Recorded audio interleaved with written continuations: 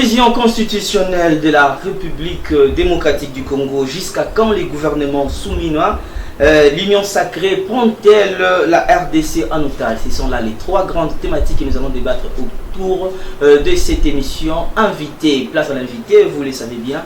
Vous maîtrisez la situation de la République démocratique du Congo là où vous êtes. Vous savez que la République démocratique du Congo est confrontée à différents problèmes. Donc, c'est dans ces cadres que nous recevons pour vous Jovine Mujinga, analyste politique et présidente de la dynamique des femmes pour l'éveil de la conscience. Avec elle, on va parler, on va décortiquer les sujets importants pour la République démocratique du Congo. Jovine Mujinga, bonjour et bienvenue dans cette émission. Bonjour Monsieur Kennedy. Vous êtes arrivé ici à temps, hein, malgré qu'il y a eu certains embouteillages. Comment la santé est autre chose? Non, tout va bien, Monsieur Kennedy. Ça fait longtemps que je me suis retrouvé sur votre plateau. Aujourd'hui, je me suis dit je dois honorer cette invitation. Et me voilà pour aujourd'hui pour débattre de l'actualité politique de notre pays. Voilà. Madame Jovine Mujinga, nous sommes là depuis un laps de temps. La constitution de la République démocratique du Congo a été mise à la disposition des Congolais que nous sommes. Et le président de la République, Félix Antoine Tshisekedi Tshilombo, au cours de son premier mandat, nous l'avons suivi. Nous avons suivi avec empressement comment est-ce que le monsieur a pris le pouvoir de manière alternative. Et aujourd'hui, pendant son deuxième mandat, nous voyons, nous écoutons des acteurs politiques et lui-même a dit que si possible, la constitution de la République démocratique du Congo doit être révisée. Comment est-ce que vous avez appris, comment est-ce que vous avez appréhendé cette analyse du président de la République? En fait, monsieur le journaliste, moi je suis d'avis effectivement avec le président de la République parce qu'il faut souligner que cette constitution a démontré ses insuffisances. Cette constitution qui depuis protège les voyous en fait, cette constitution qui aujourd'hui ne répond plus en fait aux réalités en fait de la RDC. Vous avez vu par exemple, je donne avec Monsieur Ngobila, vous avez vu Monsieur Ngobila, sa gestion à la tête de la ville de Kinshasa, effectivement, a été calamiteuse. Mais au lieu d'être mise à l'écart, au lieu que Monsieur Ngobila soit audité, mais chose étonnante, Monsieur Ngobila se retrouve encore aujourd'hui sénateur.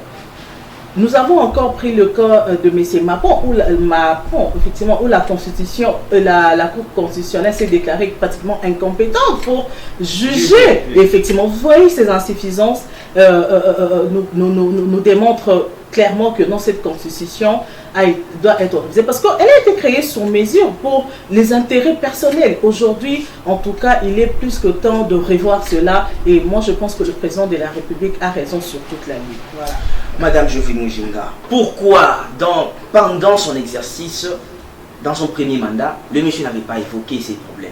Pourquoi en ces temps où la République démocratique du Congo est menacée dans sa partie est de la République, la RDC, une portion de terre entre les mains de rebelles, au moment où le gouvernement n'est pas encore mis, depuis que les premiers ministres a été nommé jusqu'à ce jour, les gouvernements toujours en gestation, pourquoi seulement parler de la Constitution au moment où nous pouvons nous préoccuper d'autre chose? Oui, vous savez. Si je peux continuer, ce n'est pas une manière pour le président de la République de chercher comment se maintenir au pouvoir jusqu'à un bref délai. Monsieur Kennedy, le président de la République avait promis de respecter la Constitution. Je pense que nous allons aller dans ce sens. Et il est déterminé à le respecter. Effectivement, mais en fait, il a constaté que laquelle des constitutions M. Félix Tshisekedi doit respecter parce que la même constitution qu'il a rendue président de la République aujourd'hui, cette constitution est devenue mauvaise, on doit la réviser, on doit la déchirer, on doit chercher une autre. Non, mais cette constitution, comme je vous ai dit, il y a des tares. Ce n'est pas parce qu'il a été élu président au moyen de cette, en fait, par rapport au texte qui régit cette constitution que tout est parfait. Non, vous savez, nous allons droit vers un mur. Comme je vous ai dit que cette constitution est obsolète en fait. Il faut nécessairement le mettre à jour. Le président n'a rien. Donc il a été clair que la constitution tu vas le respecter. Ça n'a rien à voir, ne le prêtez pas les intentions, monsieur le journaliste, mais c'est clair, vous êtes d'accord avec moi que non, cette constitution a des insuffisances, n'est-ce pas, monsieur? Oui, même si ça ce n'est pas seulement la Constitution de la République démocratique du Congo, tous les pays, aujourd'hui nous prenons les cas, les gens citent nommément le Sénégal où les présidents est nommé et confirmé par la Cour constitutionnelle après quelques moments, il a nommé les premiers ministres et directement les premiers ministres a fait savoir à tout le monde les gouvernements. Et ce n'est pas la même constitution du Sénégal qui doit être interprétée ici en République démocratique du Congo, ou soit faire la comparaison entre notre constitution et celle du Sénégal. Mais aujourd'hui, nous commençons à comparer les constitutions, c'est comme si nous étions dans un même pays, alors que nous sommes du pays des nations souveraines.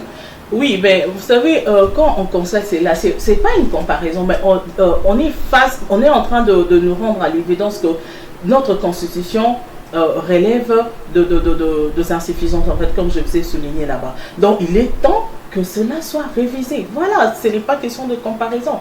Voilà, je vous ai parlé même de cumul de aujourd'hui. Vous avez un député, une personne qui est à la fois député national, député provincial, sénateur et tout. Tout cela est permis par la Constitution. Or, ce sont des choses qui doivent être retirées carrément. Voilà, donc moi je pense que le président a vraiment raison de souligner cela et je pense que les députés seront d'accord pour que cela aussi soit effectif. Je ne pense pas que les députés seront d'accord parce que c'est un point que nous allons souligner dans notre troisième thématique. Chers téléspectateurs de Télé Plus, les débats vraiment et houleux. Donc suivez attentivement cette émission où j'ai reçu pour vous Madame Jovine Mouijinga, qui est analyste politique et présidente de la dynamique des femmes pour l'éveil de la conscience. Moi, je l'ai dit à maintes reprises, si vous ne touchez pas au trésor public, si vous ne touchez pas des choses de la République démocratique du Congo, je ne citerai pas vos noms ici, mais si vous touchez à quelque chose qui est la République démocratique du Congo, notre dénominateur commun, on fera face à vous. Madame Jovine Mouijinga, je reviens à vous. Oui, monsieur Kennedy. Le 1er avril 2024, par ordonnance présidentielle, nous avons suivi la RTNC. Madame Judith Toulouka a été nommée première ministre. Effectivement.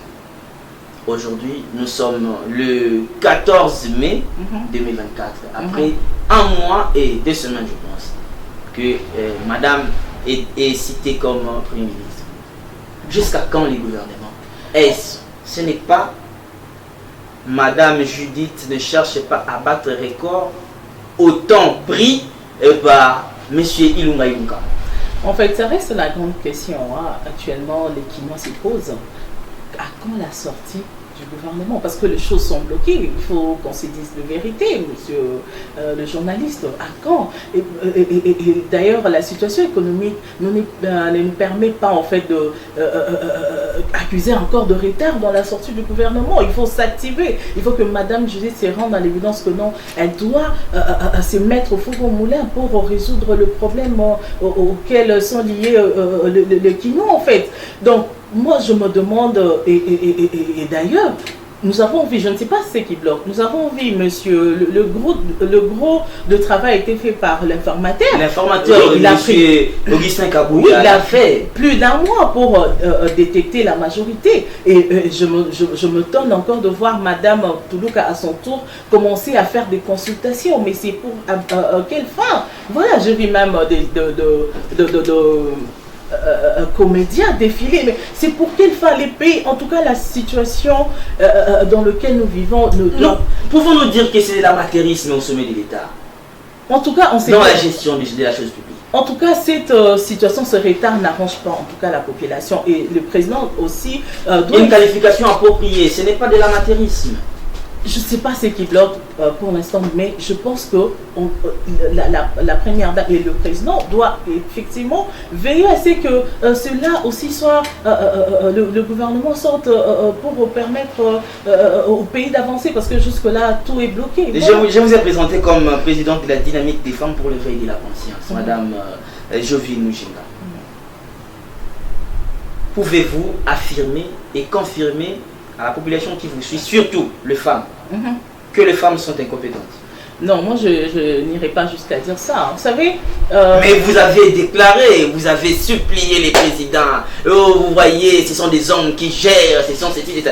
Et aujourd'hui, on vous donne ces pouvoirs, on vous dote de cette capacité de créer, de former un gouvernement. Et ça vous prend beaucoup de temps. Les problèmes n'est pas... Et vous commencez à faire, comme vous venez de le dire, défiler les gens qui ne peuvent même pas défiler. Mais c'est ça, on la défile. Non, en fait, le problème n'est pas que non, c'est parce que c'est une femme. Non, il y a des non-dits, il y a des dessous des cartes, monsieur. Parce que vous savez, pour sortir un gouvernement, il faut je pense, je pense que la question va venir, des discussions sur le partage des gâteaux, je pense que c'est là où ça bloque en fait.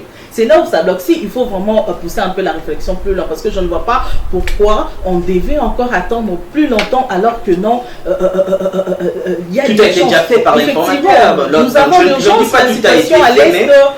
Il y a une partie qui a été faite. Effectivement, il y a l'urgence. Nous sommes en train de déplorer même la situation à l'Est. Donc je ne pense pas qu'il faudrait que Mme Toulouka s'assied sur ses lauriers pour dire que non, voilà, il faut attendre, Non, c'est maintenant qu'il faut agir, c'est maintenant. Il nous reste combien de temps?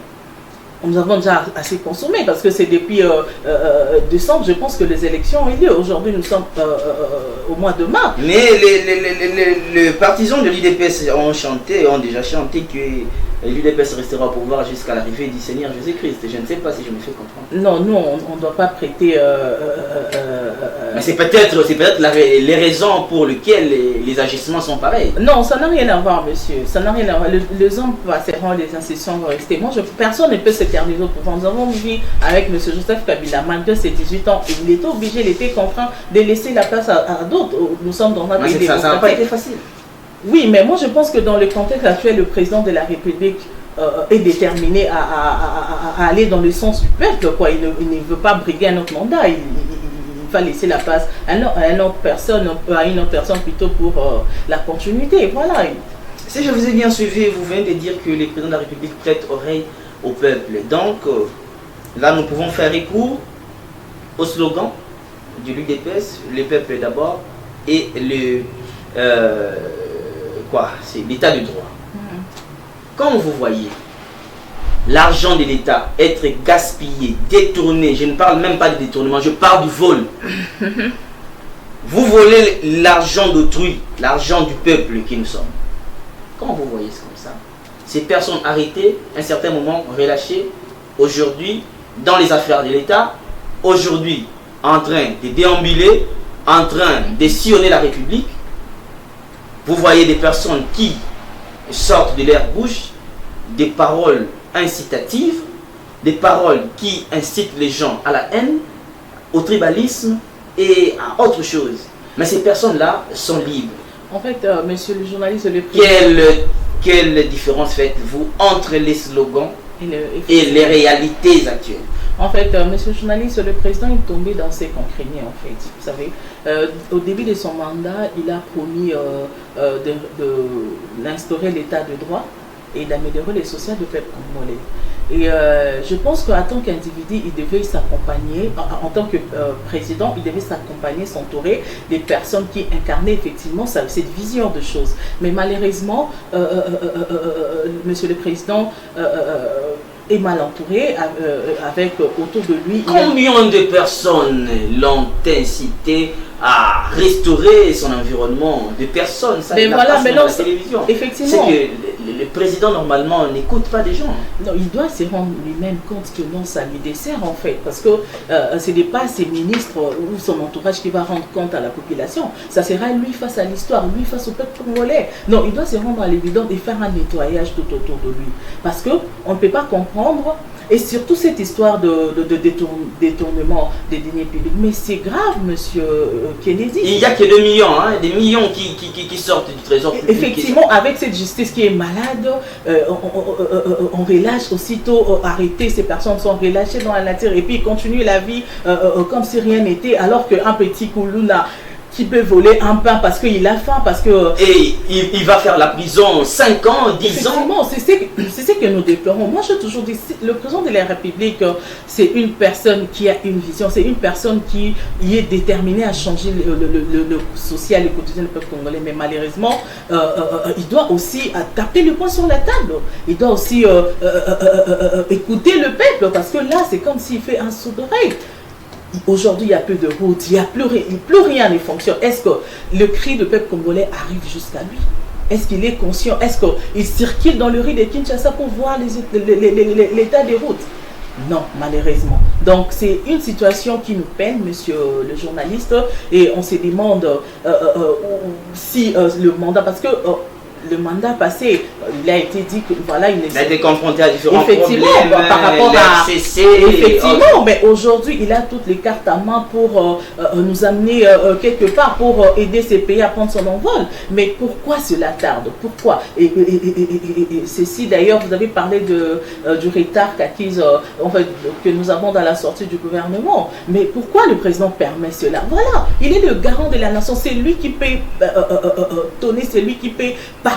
Voilà, c'est lui qui peut donner des injonctions et les choses vont s'activer. Mais malheureusement... Nous devons aussi en tenir compte. Les pouvoirs sont décentralisés, les pouvoirs n'est pas concentrés. Il n'a pas l'impérium, les pouvoirs absolus. Mais oui, je sais. Mais en tant que garant de la nation, est-ce que lui-même il comprend la situation par laquelle passe le Kivu?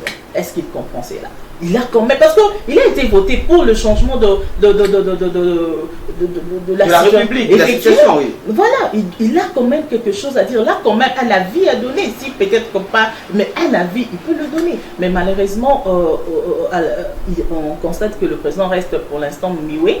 On ne sait pas pourquoi. Bon. Les présidents restent un peu mioués. C'est ce qu'a souligné Mme Jovi Mujinga. Mais nous les suivons à maintes reprises dans les tribunes des Nations Unies. Les présidents dénoncent les comportements malsains, les atrocités dans la partie est de la République. Les présidents sollicitent à maintes reprises l'implication de l'Union européenne, l'implication de la MONUSCO, l'implication, même le président est allé au-delà de supplier même ses amis, ses homologues, nous pouvons citer son homologue français, il y a encore celui de l'Angola, Joan Lorenzo, il y a celui-là des États-Unis qui vient de partir. Donc, est-ce que c'est toujours une habitude pour les présidents de pleurnicher, d'aller demander de l'aide auprès de ces personnes-là, au moment où ces mêmes personnes, c'est elles qui font en sorte que les menaces, les atrocités soient actives. Ce sont les instigateurs, ce sont ces mêmes personnes.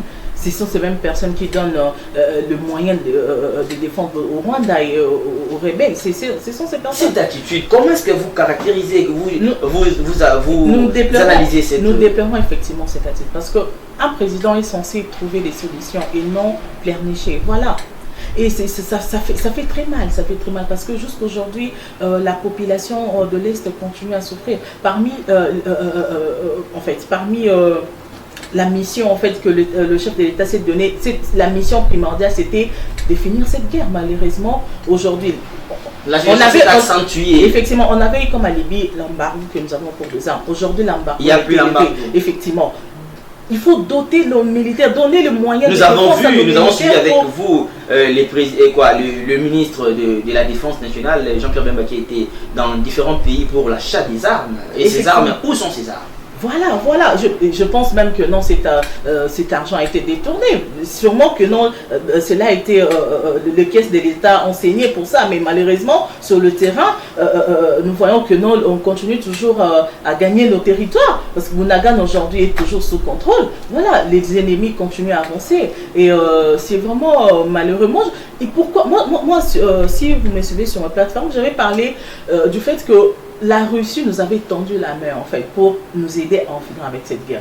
Mais pourquoi pourquoi pas aller vers la Russie au lieu d'aller toujours sur ces mêmes personnes qui sont à la base même de ces conflits dans la partie est de la République. C'est que nous sommes nous-mêmes ennemis de nous-mêmes. En tout cas, à l'heure actuelle, Mbappé s'est retourné dans sa tombe. Pourquoi? Parce que nous ne savons pas nous prendre en charge. Pourquoi pleurnicher? Pourquoi? Nous avons un sous-sol qui est riche. Nous avons de moyens. Ce ne sont pas de moyens qui manquent, monsieur Kennedy. Donnons à notre armée les moyens de défense. Donc, soutenons notre armée. En tout cas, c'est ça. Parce que personne ne va mieux plaider notre cause que nous. Personne ne sera à notre place. Aujourd'hui, quand la population est en train de souffrir, ce n'est pas la communauté internationale. Le chef de l'État doit se responsabiliser. Il doit se rendre à l'évidence qu'il est lui-même le chef, il est le garant. C'est à lui d'assurer notre sécurité et non de demander toujours, de tendre toujours là. Effectivement, je sais qu'on peut tendre la main ailleurs, oui, bien sûr, mais ce n'est pas à chaque fois. Et cela d'ailleurs, pendant combien de temps, ça nous a abouti à quoi? Qu'est-ce que nous avons, la présence d'ailleurs de la MONUSCO nous a apporté quoi? La MONUSCO a commencé même à tirer sur les Congolais. Effectivement, nous avons vu cela. Nous devons arriver à comprendre que la communauté internationale, en tout cas, ne fera rien pour la RDC et qu'il est temps que nous, fils du pays, que nous puissions être conscients que cette affaire nous concerne nous, à l'interne. Et même si la Russie peut venir, comme je dis, la Russie voulait tendre la main à la RDC, mais elle viendra en rescousse. Mais nous devons avoir la base en fait. Voilà. Mais malheureusement, nous continuons toujours, en fait, le chef de l'État, bien sûr, continue toujours dans cette attitude de pleurnicher et tout ce qui ne l'honore pas. La RDC, regardez, nous sommes avec cette superficie de plus de 2 300 000 combien. Ce n'est plus la même superficie. Là, et voilà. Il est en train de gagner du terrain. Ouais. Voilà. C'est vraiment déplorable et nous demandons au chef de l'État de se rendre compte de ses responsabilités, de se mettre face à ses responsabilités et de nous trouver des solutions, afin que la population de Goma reste dans la paix, effectivement. Retrouve la paix. Ouais. Nous n'avons que la RDC comme patrie. Nous devons la protéger, protéger ses territoires. Les présidents de la République, nous vous supplions de prendre en compte toutes les suggestions, toutes les paroles qui sortent des bouches des Congolais pour avancer la République démocratique du Congo. Vous êtes le garant de la Constitution, vous êtes le garant, le gérant de tout ce que nous avons ici en République démocratique du Congo. Donc, protégez votre peuple, protégez la République démocratique du Congo. Madame Jovini. Oui, monsieur Kennedy. La situation demeure toujours critique. Après que nous posions des questions sur jusqu'à quand le gouvernement sortira, comme ça. Nous voyons rentrons d'abord dans les élections législatives, présidentielles et municipales et tout ça. Nous avons remarqué certaines manœuvres dans la publication des résultats. Certains, ils franchent, la population dit que non, il n'y avait pas de bonnes élections et après. Et maintenant, nous voyons les élus que nous, le peuple, avons donné mandat, être au Parlement. Et aujourd'hui, ces mêmes personnes, je peux le dire à haute voix, trahissent les voix des Congolais qui les ont votés. L'Union sacrée de la nation prend-elle la RDC en otage? C'est ça la question qu'on se pose. Parce qu'aujourd'hui, on ne voit que l'Union sacrée. On ne sent plus l'opposition. Il n'y a plus l'opposition. Tous sont devenus les membres de l'Union sacrée. En fait, aujourd'hui, l'Union sacrée est composée de qui? Il faut d'abord partir de là. Ce sont ces mêmes individus qui ont géré, qui ont échoué, qui ont détourné. Aujourd'hui, ils se retrouvent dans l'Union sacrée. Et pourquoi? Pour plomber encore. Vous savez, c'est vraiment déplorable ce qui se passe en fait. Ce sont les mêmes personnes qui reviennent. Et ils sont en train plutôt de réclamer encore de parts. Les gâteaux. Effectivement. Aujourd'hui, les pays n'avancent pas à cause d'eux.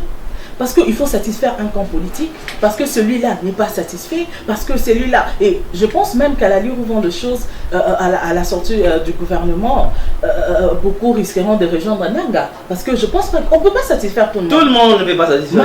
Malheureusement. Et moi, je pense qu'on est en train de céder aux caprices de ces individus dont le Congo a tout donné, mais qui, eux, en retour, nous ont amenés dans un chaos, dans un coma profond.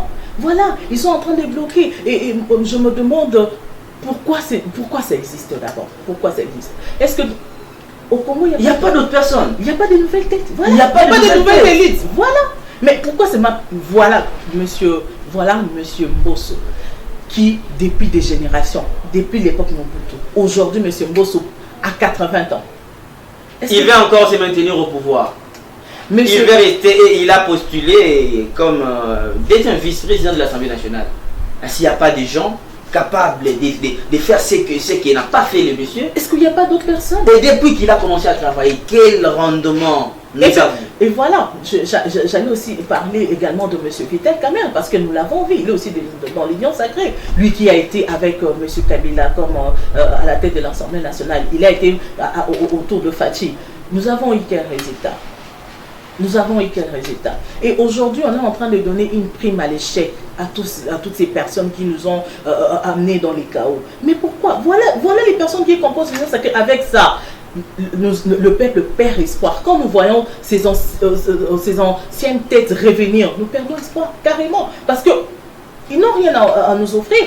Il y a aussi un constat, si ces mêmes figures ne se reproduisent pas, il y a maintenant le membre de leur famille, leurs attachés. Là, par là, je peux vous poser une question, madame.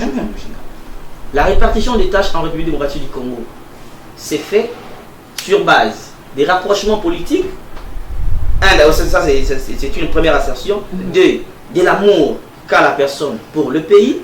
Trois, par je peux dire, les renommées des partis politiques ou comment? Ce sont des clivages politiques qui priment en fait. Aujourd'hui, ce n'est plus les compétences. Et aujourd'hui, nous voyons M. Serge Bahati qui est là. Nous voyons Madame, je ne sais pas comment elle s'appelle encore. Bemba. Madame Caroline Bemba. Effectivement. Il y a les fils à monsieur...